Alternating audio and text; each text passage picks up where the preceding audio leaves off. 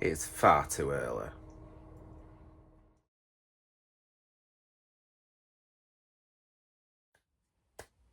Hello, my lovelies, and welcome to another episode of Mother Knows Best with myself, Madam Nicole. All by myself because I forgot to book a guest or organise anything. For someone who likes to everything pristine, I forgot to do it, but it's a mad month. So what we're going to do today is a quick Q&A. So I've asked people on Facebook and Instagram to send us your dying questions, your burning questions, and I can't wait to read them out. So what I'm going to do is I'm going to screenshot the questions and then post them as an overlay so you can kind of see it. And plus also, if they're from Facebook, I'm going to block your name so I don't want you to get stalked or anything, but you probably get off on it. But on Instagram, I'm going to keep hold of the handle so you can check out their Instagrams and that. So, first question, it's from Facebook and it's from my gorgeous sister Glitz von Winkle. You have exactly 1 month until your wedding. Oh, don't. I know. Stress. What are you looking forward to on the day and what are you dreading? Personally, I'm dreading getting a slap off your mother.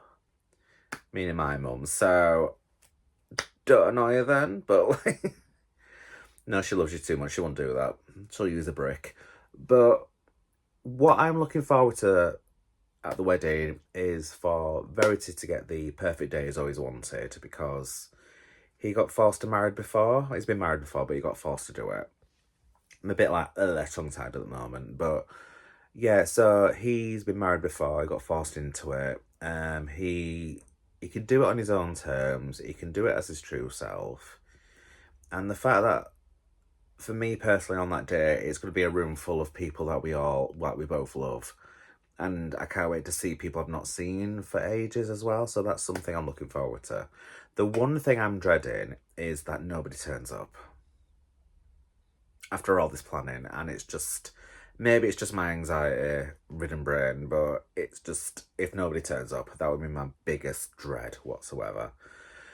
But yeah, that is my pros and cons about the wedding. It has been stressful. I've changed the menus 5 times because people have been picky, and it's just you know what, if you turn up on the day, that's all I want, really.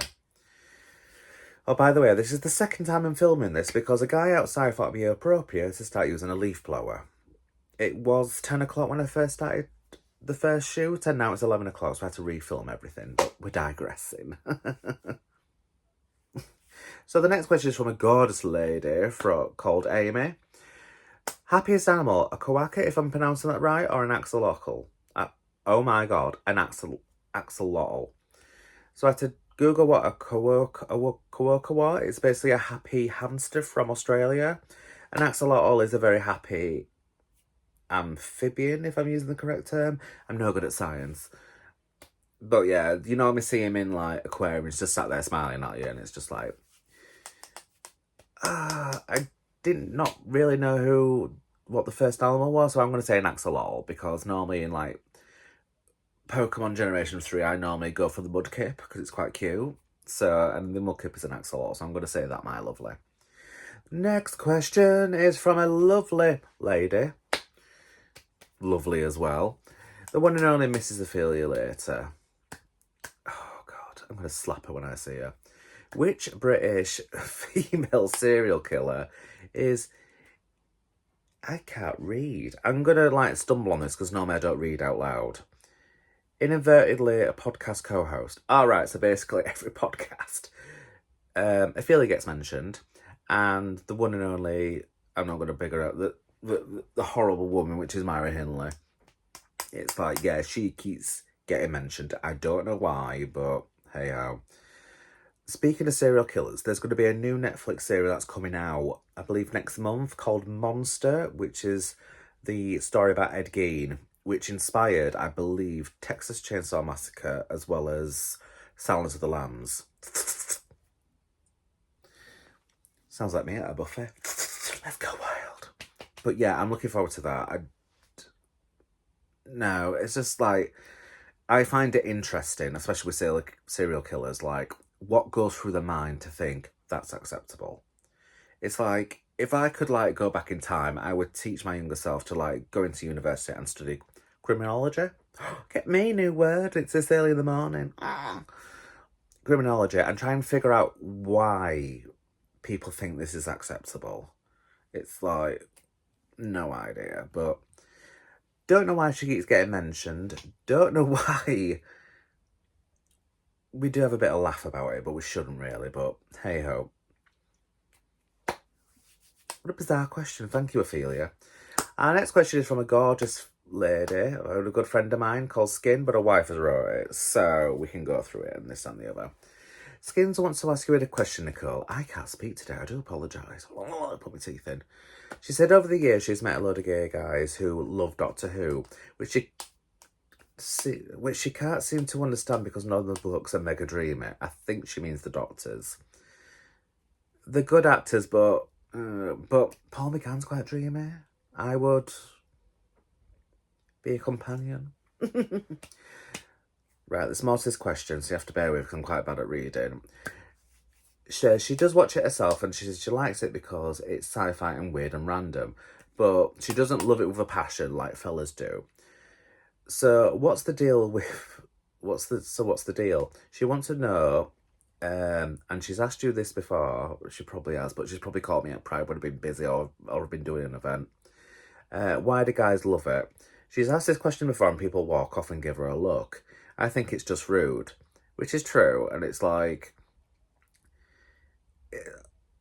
for me personally, I like Doctor Who because I can forget about all the crap that's going on in the world. I can drift off into another universe. I wouldn't want to live in that universe because first of all, there are Daleks who are space Nazis. There are Cybermen that are emotion killers. Ice Warriors, I could work with them because it's all about respect and honour and stuff like that. Sun Tyrants, I don't have 2 seconds for. There are so many races as well.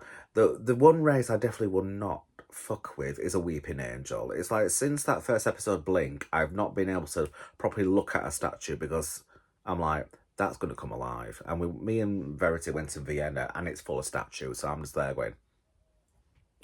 I have never played Pokemon Go so much in Vienna in all my life, but...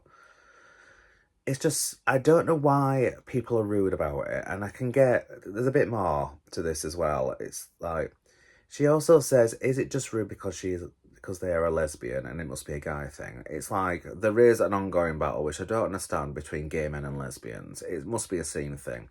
And the other thing that really annoys about the scene, I'm going to get on my soapbox now, is transphobic gays. Which proves that you don't know your own history, and it really fucks me off. It really does. I have got rid of friends because they've become transphobic recently, and it's just like, what is the point? Like, if you understand our gay history, you would be a lot more supportive. It's like there was a post the other day saying that if you support us, you support all of them, which it listed all the flags. To be quite honest, I didn't know what most of the flags are because there's quite a lot of new ones. Like, there's one that's, I think it's like, there's a couple of greens and black in that. I think that's a homosexual, if I'm pronouncing that right. And I don't understand what it is. And I'm quite happy to look it up because at the end of the day, we're all part of a community. And what they're doing to us at the moment, it's just, we all need to stand together. I'm digressing. I always do this every episode, but... yeah, I don't know. I wouldn't say it's a bloke thing because I know quite a lot of women and quite a lot of non-binary people that are obsessed with it. So I'm not quite sure, my lovely. And there's another part to this question as well. It's quite a good one, quite a good part of the question as well. What do you think about Jodie Whittaker's version of the Doctor? I think it was a refreshing change. I really enjoyed it. I love the fact she had a broad South Yorkshire accent and she landed in Sheffield. And I just love the fact that her sonic screwdriver is made with Sheffield steel. Absolutely love it. It was quite good. It introduced quite a lot of new monsters as well. Wasn't sure about that version of the Daleks. It's just... wasn't a fan of it. It's like... I quite enjoyed it, but I'm digressing. But like with Doctor Who, like at the moment, because like, you know, most people know I'm a massive Doctor Who collector. And at the moment, I'm collecting the VHSs. Because I wasn't able to do it as a kid. So this turned up the other day, so I'm very happy with this. This is quite a good story, Tomb of the Cybermen. But It's just like everybody moans about Doctor Who. I'm going to find the picture of it. It's called the regeneration cycle, where they're like, hate the new Doctor. Why have they employed this actor to do the Doctor? Really enjoying the story. Absolutely enjoying the story. Oh, I'm really sad they're going. Hate the new Doctor. So it carries on like that. I'll bring up a picture. And especially when they moan that Jodie Whittaker took over. They're saying, it shouldn't be a woman, it shouldn't be this. And I'm like, you didn't moan when the Master became Missy. I did love Missy. I was like, that's my girl. But yeah, that's my version of like, my answers to the Jodie Whittaker part of the question. But I don't understand why men have got to be rude when you get asked a question, because that must be a fucking man thing. It's just like, ugh. Anyway, we're moving on. Next question is from one of my friends called Adam. And like, if you're in a room full of people that you've met since a child, who would you look to first? That is quite a good question. Are we talking about celebrities, friends, people who have passed? It's like, if I said people who have passed, it would more like be my nana. Celebrities, I've met some celebrities. Like, my favourite encounter was Tom Baker, the Fourth Doctor. Met him in Llangollen with my best mate from high school. And he turned up in Bessie, which we all know, which is the Third Doctor's car. And he jumped out and went, that's not my car. And I'm like, oh, proper fangirling at the age of 13. If I find the picture, I'll bring it up. I look gorgeous at the age of 13. It's a look. But I don't know who I'll go to, though. It's just, I'm not quite sure. Celebrity, I would say Tom Baker. Relative, I would say my nana, but hey-ho. Next question is from a gorgeous lady who is my mother, my biological mother. Why is your mother amazing, glamorous and stunning? Facts. It's just facts. This is where I get it from. Not sure about the other sibling though, but sure. It's just facts. I don't know, mother. She's probably going to ring me later on and go, that wasn't a good enough answer. And I'm like, facts. It's science. Moving on, my lovelies. Next question is from a gorgeous queen from Leeds called Deville. Hello, my lovely. Some of your favourite Yorkshire drag queens and how you met. I'm going to start with you, my darling. First time I met you was at Virgin Drag, Series 5, I believe. And you came into the back because literally we had to be in the back of the pub outside. And literally 5 seconds before, I was pissing. So you were very lucky you didn't turn up any earlier. But we got talking, like, you introduced yourself. You said, oh, you must be the mother of the house. And I was just like, trying to sort my tuck out, and I didn't hear you properly. And you were like, and you said, have you seen Pose? And I said, no, which I haven't, which is fool on me. It's really good, but I don't like to watch gay stuff because it upsets me. Because it happens happens nowadays. I know it's something that happened back in the day, but it'll upset me, and I don't want to watch stuff that upsets me nowadays. Because I'm old and emotional. I cry at that advert. Is it Cadbury's with the dad with Alzheimer's? I cry at that every time it turns up. I've never clicked skip on a YouTube video before so quickly. So I would say you, my darling, because I really enjoyed it. And the fact that but I'm going to say, like, you know, kind of cheer me up, because one of the contestants, who's another one of my friends, who were doing a really emotional number, and it were like Grudge, and you were like, you've got this. And I'm like, trying to think of Yorkshire Queens a bit. Should I do it by city? Sorry, I'll do it by city. I'll say Leeds for you. I've not really met any of the new Leeds Queens just yet, because I've been off the scene for a couple of years. I've just recently moved back from Wakefield. So that's a question. That's a video in all itself. But I would say Leeds for you, darling. For Bradford, I would say there's two for Bradford that I quite like. My drag niece, Robin Banks, who is Glitz's daughter, who has zero filter, zero folks. She's going to call you out if you're in the wrong. She's just like a mother. That's why I love her. No if, no buts, no coconuts. Like, one time I believe me and Glitz had a gig, and we stayed at Robin's house, and she was chucking all sorts at me because I snore.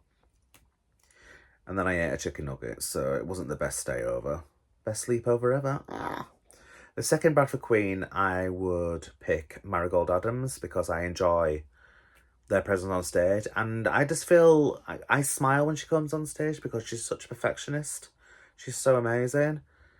Oh, another, probably going to start a battle now, but I love my Auntie Ori.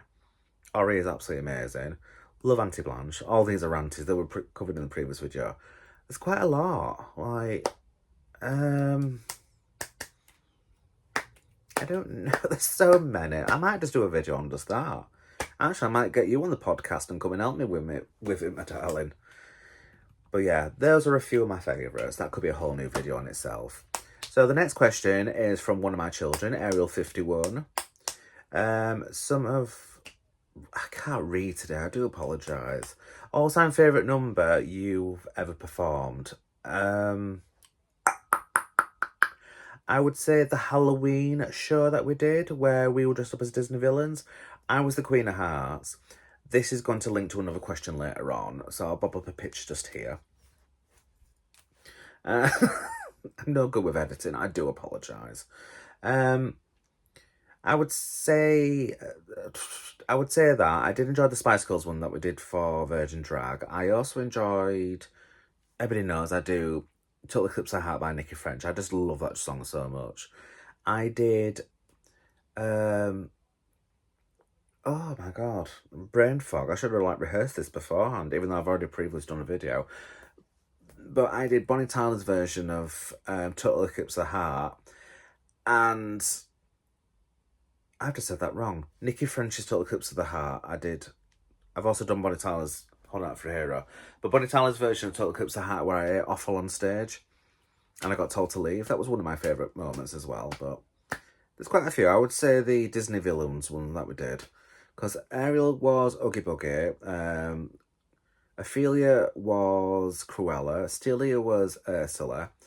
And Drew was Maleficent. So that's quite, I would say that would be my favourite performance. So the next question is from my gorgeous friend called Nick. Can you remember how we met, where, and who introduced us? I can remember, but I'm seeing if I can jog your memory. That is quite a good question. I would say we met at Zeus, because I used to work in a bar called Zeus years ago. I believe Andrew introduced us, one of my friends, because you two were dating. I would say Andrew, and I believe it was 2007, 2008. Not quite sure, because I kind of know your sister the same amount of time as well, because they used to come into Zeus as well, and then we used to go over to Odyssey. I'm going to say then. I'm not quite sure. Don't quote me, but like... I'll just say that. Yeah, 2007, Zeus and Andrew introduced us.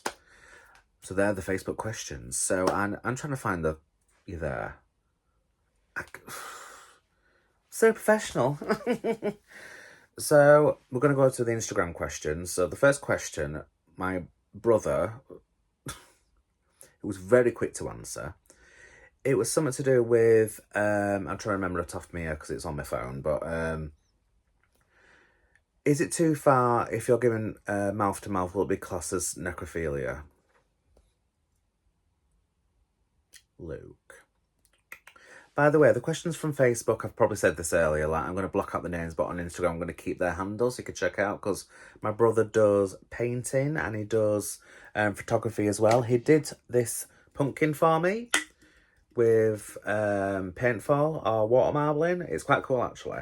He's done quite a few like pictures from the drag room, so they're all on the wall and that. Me personally, I would not give anybody mouth to mouth, but if it was Gary Oldman's Bram Stoker's Dracula, do you know when he's like kind of regenerated himself and he's like, oh, that top hat, I would say him, the only one. Next question is from my granddaughter, Divine Von Cox.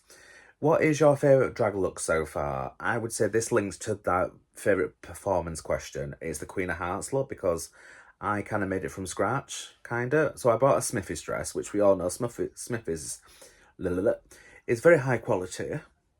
So I just altered it. It was kind of like based on physics as well. Because I had a massive card collar and I couldn't sit in a van. I couldn't sit in a car, so I had to lie down on the back of the thing. But trying to pivot, because when I first did it, it was flopping all over. And I thought, right, I need to try and find some sort of mechanism that holds the collar up. I made a skirt out of cards, and then I couldn't get my fat ass in it. But then some alterations, this, that and the other. A load of tutus as well, which helped out fan the cards out. I would say that would be my look as well. I'll bring up a picture as well. But that's linked to the performance question, my Queen of Hearts look. I was very proud of it. And I like to do the same kind of makeup because it's kind of like muscle memory. So it was quite fun doing a new, look in that. So I'll say that, my darling. The next question is from Drew Ashlyn, who played Maleficent in the Halloween performance. You know what? I'll link the video down below. Check it out. It's absolutely amazing.